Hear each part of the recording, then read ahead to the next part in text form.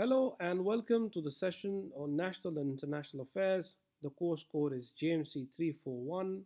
It's our lecture number 17 for fall semester, which is Challenges Ahead of Pakistan. I am Parvez Khan. I am an assistant professor in the Department of Journalism and Mass Communication, Kohat University of Science and Technology. So, before we start our session, we'll be talking about the objectives of this session first. Students will be able to understand various challenges ahead of Pakistan, and obviously, by discussing in detail, we'll be talking about the historical context with present day scenario. And in the end, we'll try to analyze the regional contemporary issues with depth. Basically, the focus will be on discussing the challenges, the upcoming challenges, the ongoing challenges, which are going to be having an effect on the future. We'll be going to discuss that in our today's session. So, starting from right from the beginning, the important role that economics play in the future of any country, we'll be talking about economics. What are the biggest challenges in the current scenario that we've seen a decline in economic growth in Pakistan in the current context, and we can see that it's presently mainly also because of the geopolitical status and also because of the international circumstances surrounding COVID-19. And we have seen that the economies around the world have shrunk in the year 2019 and 20, and it's going on. And it's a serious scenario. And definitely, if it's going to have an impact on the international growth rate of other countries, particularly the economic growth rate, so it can also affect the other countries, developing countries, in particular Pakistan as well. And one of the other reasons we have seen decline is that we have insufficient revenue generation, and that is also mainly because of the high fiscal deficit exports over the 5 years. Exports have declined by $4 billion while imports have increased. So there's a big problem that our imports. We have seen that the imports have increased, whereas the exports have declined. Previously, it used to be the other way around. We used to export so many goods, particularly it's an agricultural country. If you look at the exports of cotton and other, they used to be quite good in Pakistan. But recently, we have seen a sharp decline even in the cotton industry and other shrinking markets. So definitely, this is going to have an impact on the shrinking markets and industrial sector, and this is a key point because we've seen that over the years, many industries have been closed. Uh, there's a long history to it as well. Because a decade long of terrorism has also affected many industries in Pakistan, and particularly Khyber Pakhtunkhwa industries. And now we're seeing that the market rise share of China in the market has also affected our local industries, because you can buy an equally good product from equally good Chinese product at the same rate. So that's why there are many factors to it, but the economy is shrinking, particularly when it comes to markets and industrial sector. And the GDP growth rate from 5.5% to a negative 1.5 approx. This is what IMF estimated for the year 2020, which is about to close now, but obviously these were the figures suggested by them. And we have seen a sharp decline in GDP growth rate in Pakistan. And similarly, we can see how the public debt of Pakistan increased from 7.6% in the first 9 months of the current fiscal year compared to the same period of last year. So the public debt has also increased, and the total public debt was recorded at 35,207 billion, and the other one is recorded 32,708 billion in 2019. So even that shows a declining figure, and the debt has increased about 2,499 billion in the first 9 months of the financial year 20. So, federal government is borrowing for finance. Its deficit came at 2,080 billion during the first 9 periods. So these figures are complex, but this shows that the debt has increased in the last 1 year, and there are many reasons to it. Partly economic, partly political, but obviously the global circumstances revolving around COVID-19 is also one of the main leading factors in this regard. Now we talk about literacy. Obviously, there are a lot of challenges to Pakistan in this sector as well. Apart from discussing economics, literacy has a main role to play.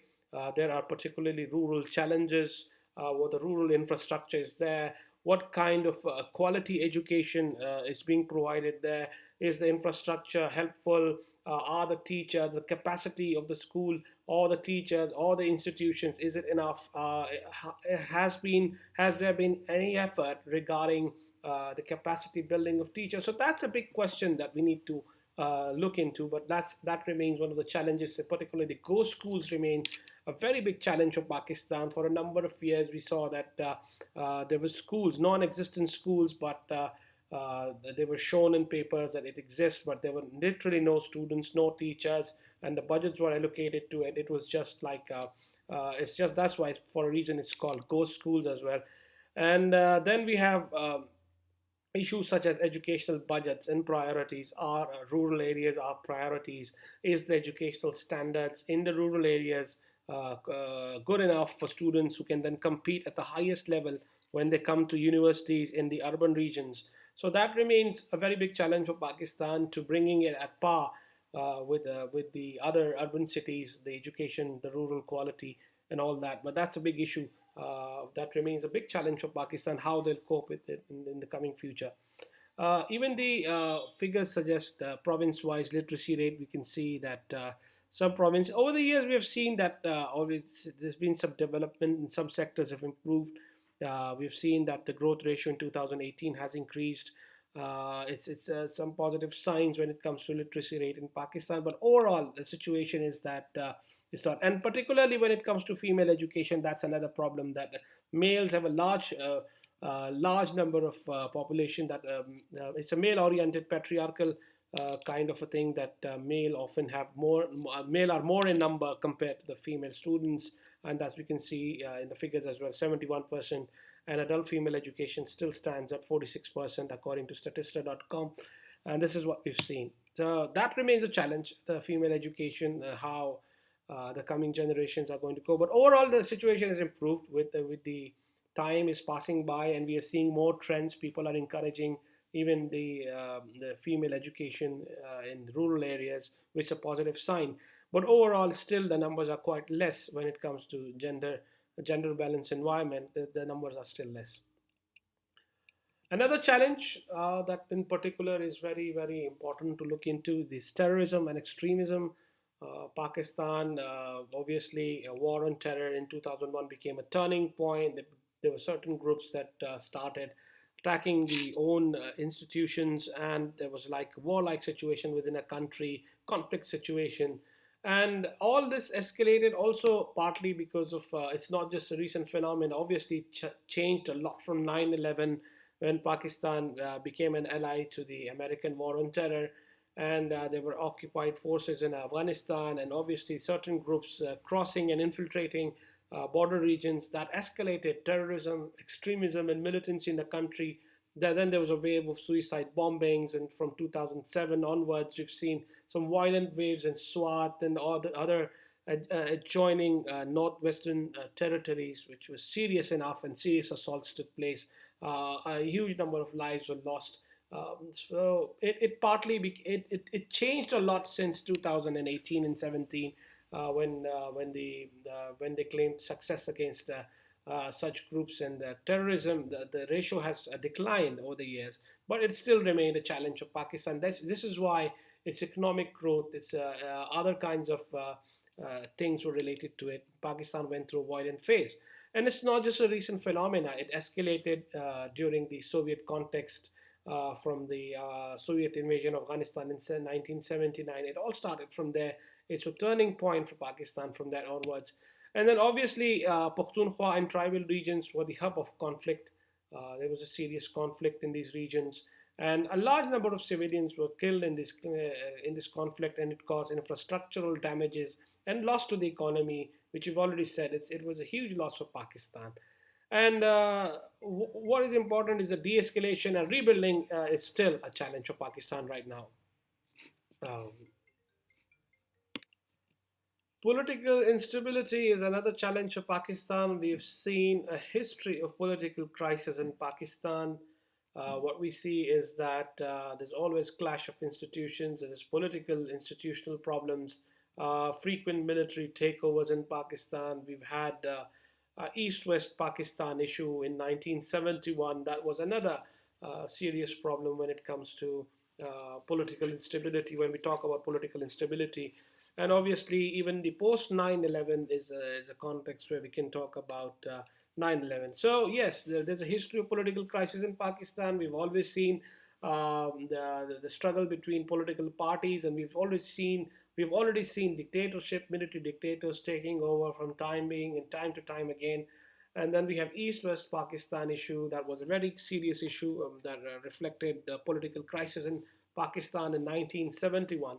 So all these issues are very relevant. It's political instability that we need to understand the importance of political instability as a big challenge for Pakistan. And as long as political instability remains, there can be no growth, there can be no progress as intended. So it remains one of the serious challenges for Pakistan.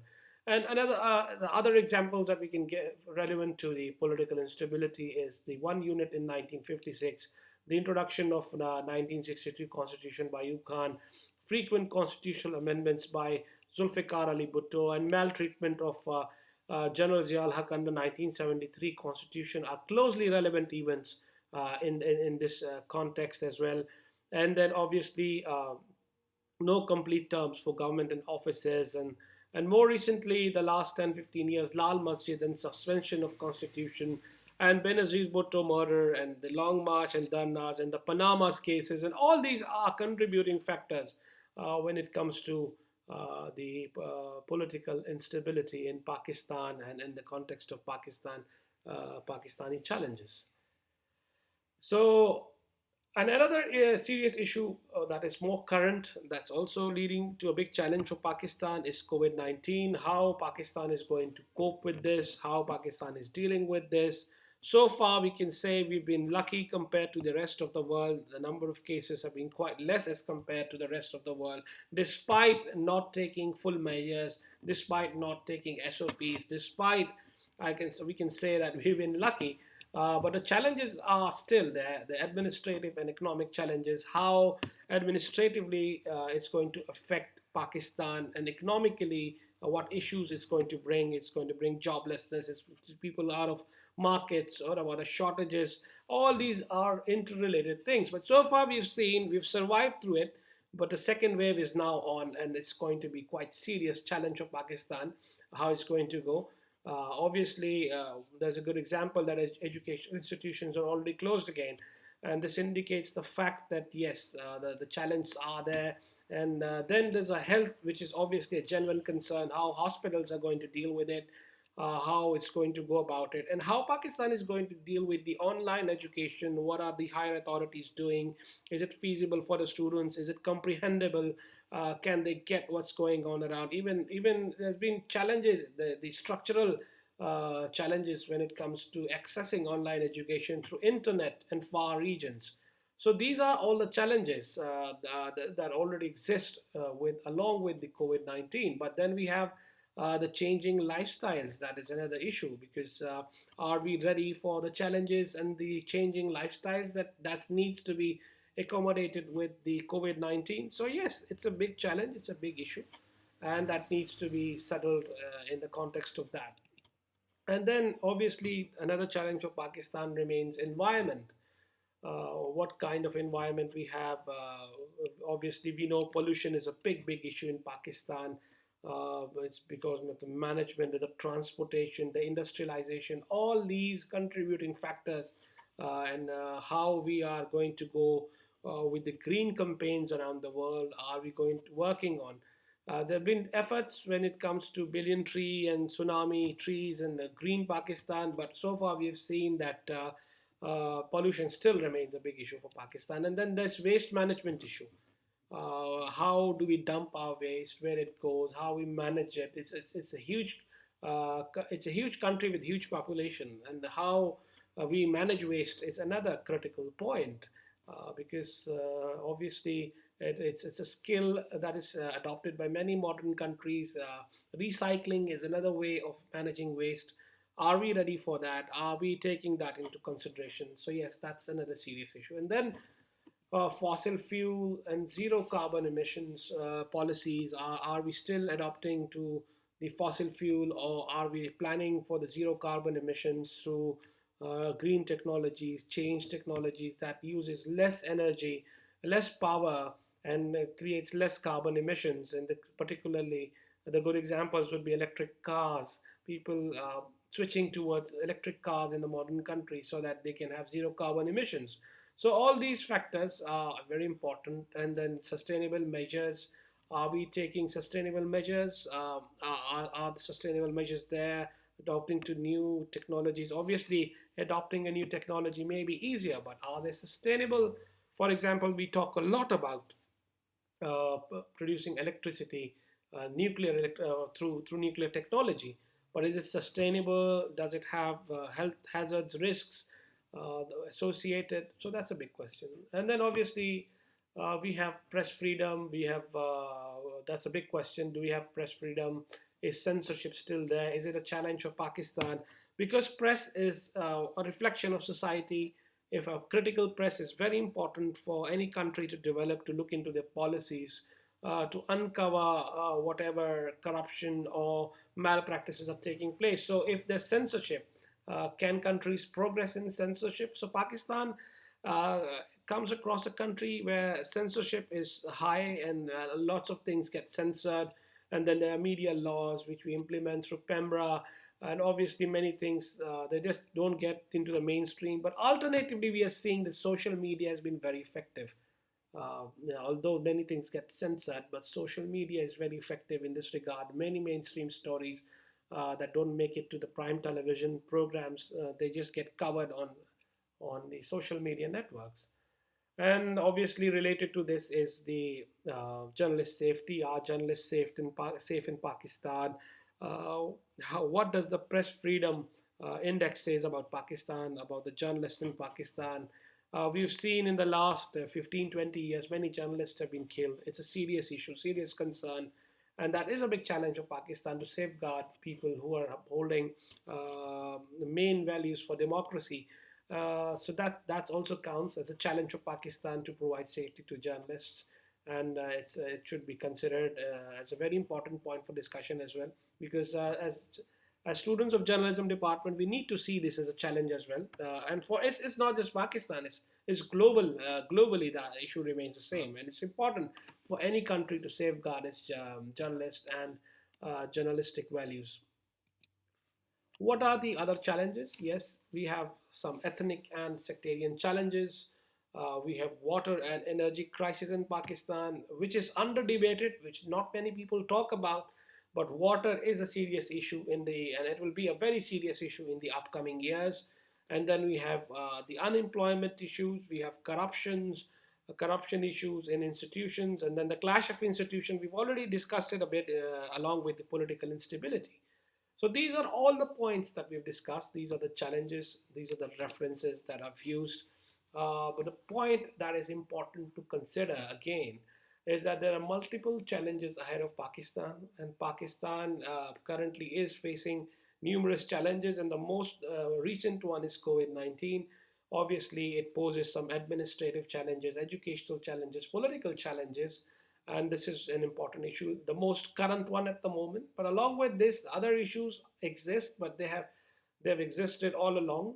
And a country's progress depends on reflecting upon these points, how they can progress in the coming days, how they can take advantage of this.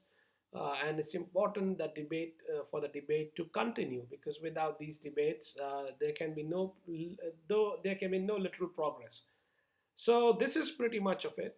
You can ask some questions. You can think about some questions, that what are the other challenges for Pakistan? What is the way ahead? How Pakistan can deal with these challenges? What, in your opinion, is the most current challenge? So all these questions you can think about, and there are multiple challenges, but obviously one can get around with it. Countries always make progress when they reflect upon these problems. So let's be hopeful. I hope that you enjoyed the session. We'll be in touch. Have a very good day. Goodbye.